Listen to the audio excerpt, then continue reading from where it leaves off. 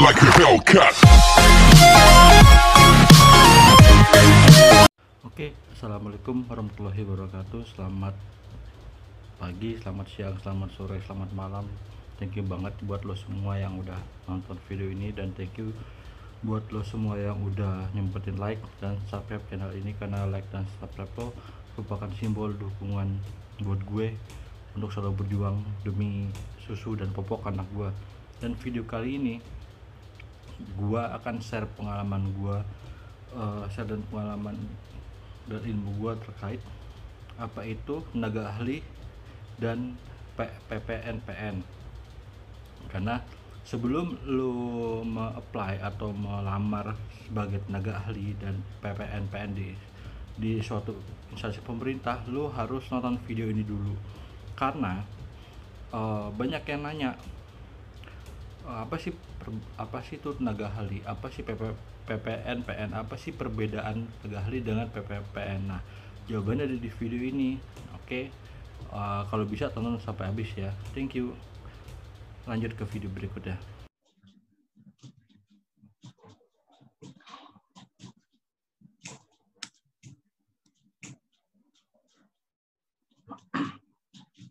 Oke, kali ini gue akan mengajak ngobrol perbedaan tenaga ahli dengan PPNPN.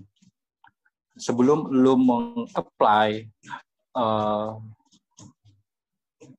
sebuah lamaran kerja di koran atau di sebuah website atau di Google lamaran, misalkan instansi A membuka lamaran untuk tenaga ahli, instansi B membuka lamaran untuk PNPN.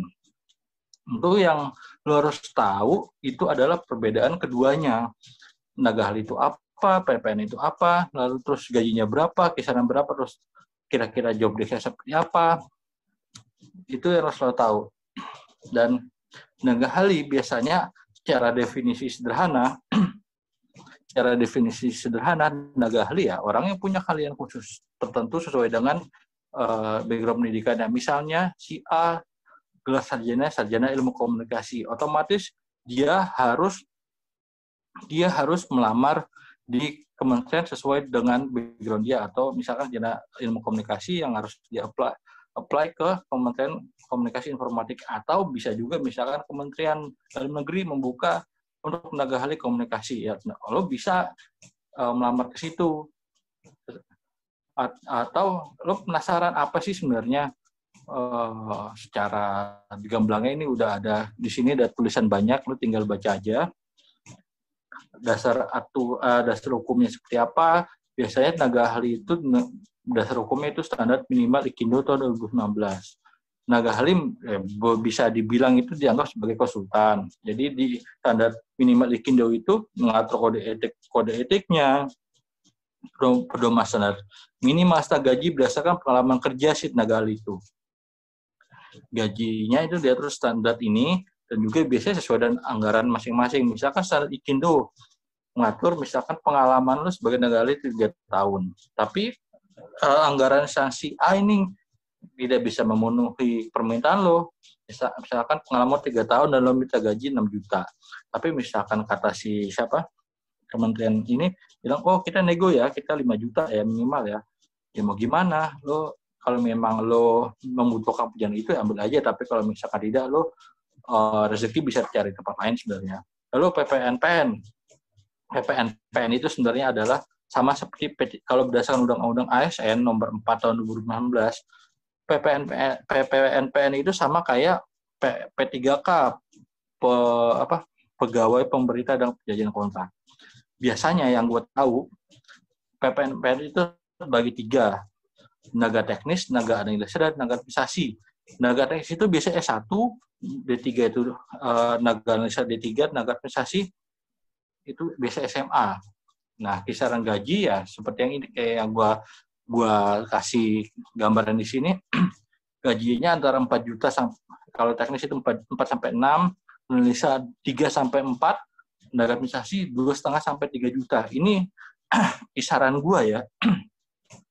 Gaji ini biasanya sesuai dengan anggaran instansi masing-masing. Misalkan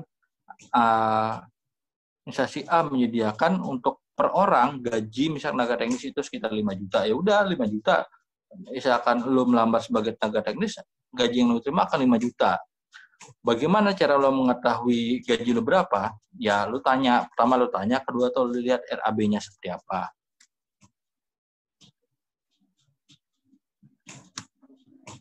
Terus biasanya banyak nih ada orang yang pengen banget jadi tenaga ahli, pengen banget jadi PPNPN. Alasan pertama biasanya adalah mereka berharap diangkat jadi PNS.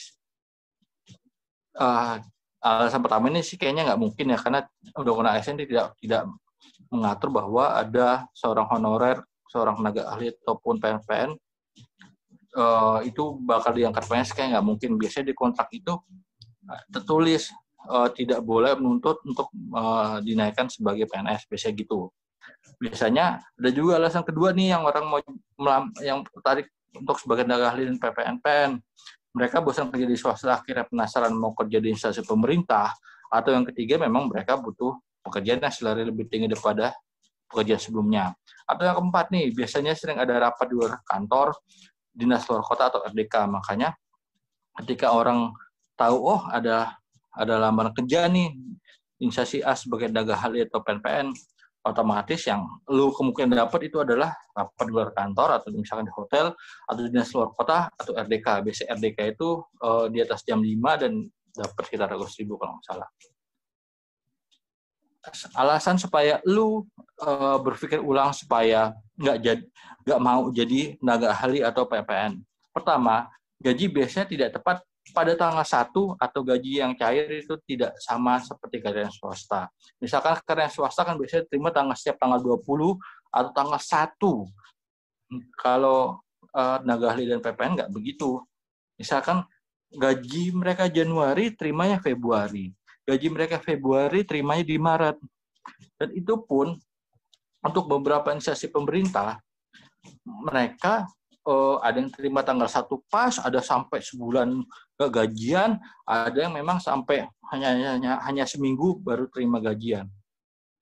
Jadi alasan gaji ini perlu lo pikir ulang-ulang supaya lo kayaknya lo harus mencari pekerjaan di tempat lain. Terus yang kedua, bekerja diutamakan, penghasilan dipikir belakangan. Seperti ini kembali ke nomor 1.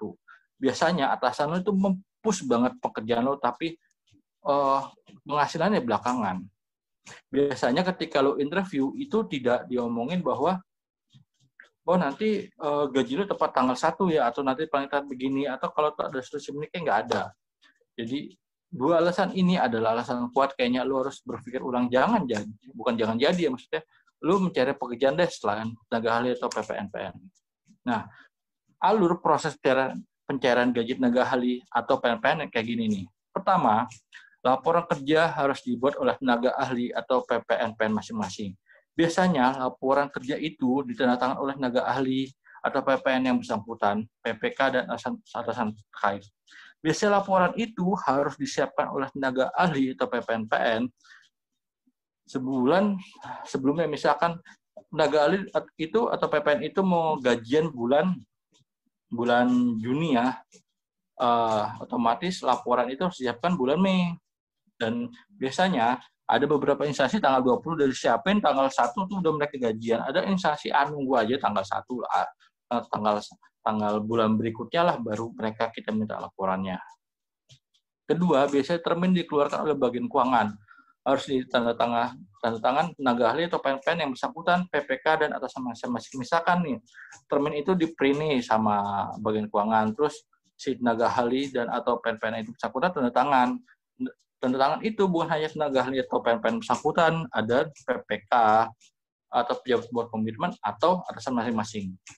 Setelah kedua alur itu, ada alur ketiga, SPP dan SPM dikirim ke KPPN. Biasanya alur pertama dan kedua itu paling lama 4 hari. Alur pertama itu dari bagian yang ngurusin gaji lo itu 2 hari, terus masuk ke bagian keuangan tempat tenaga ahli atau PNPN itu 2 hari.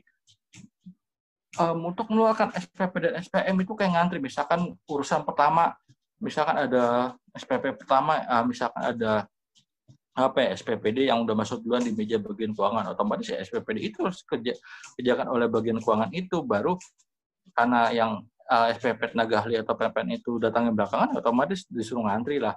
Setelah SPP dan SPM itu di print itu biasanya sehari, harusnya sih sehari atau 2 hari lah paling lambat. Setelah SPP dan SPM itu sudah di print dan ditandatangani oleh pejabat membuat komitmen, maka harus dikirim ke KPPN. Nah, biasanya kalau SPP dan SP atau SPM itu sudah ada di KPPN, itu paling lama sehari lah, atau kalau misalkan di masa pandemi kayak gini itu membutuhkan 5 hari, karena orang yang mengurusi di KPPN itu kan ada yang pakai piket, misalkan si A tanggal 1 WFO, terus si B tanggal 1 WFH, atau misalkan tanggal 2 giliran si A ini WFH, si B ini WFO, kayak gitu aja, masalah kayak gitu. Jadi total 4 perjalanan keuangan ini memakan waktu sekitar 5-6 hari gaji baru cair. Bisa lu bayangkan, lo harus berpikir ulang supaya kayaknya lu harus mencari rezeki tempat lain deh selain jadi tenaga ahli atau jadi PNS sih. Itu aja sih, gua share pengalaman gua dan ilmu gua tentang tenaga ahli dan PPN, dan semoga bermanfaat. Dan thank you yang udah nonton video ini, semoga bermanfaat. Oke sih, itu aja sih video dari gua. Gue tidak melarang lo untuk tertarik menjadi tenaga ahli atau PPPN. Gue tidak melarang lo untuk bekerja mengabdi di instansi pemerintah, tapi ini adalah menjelaskan secara gamblang terkait pengalaman dan ilmu gue. Dulu gue pernah di bagian keuangan selama 6 tahun. Ini adalah sebuah rangkuman pengalaman gue. Jadi sebelum lo memutuskan untuk melamar kerja di instansi pemerintah sebagai tenaga ahli dan PPPN, tolong mohon dengan sangat untuk menonton video ini dari awal sampai akhir, jadi supaya tidak ada salah paham kali ya. Jadi itu aja sih, thank you yang udah nonton. Jangan lupa like dan subscribe lo, karena like dan subscribe lo merupakan sebuah simbol perjuangan gua untuk selalu berjuang demi popok dan susu anak gue. Thank you. Wassalamualaikum warahmatullahi wabarakatuh.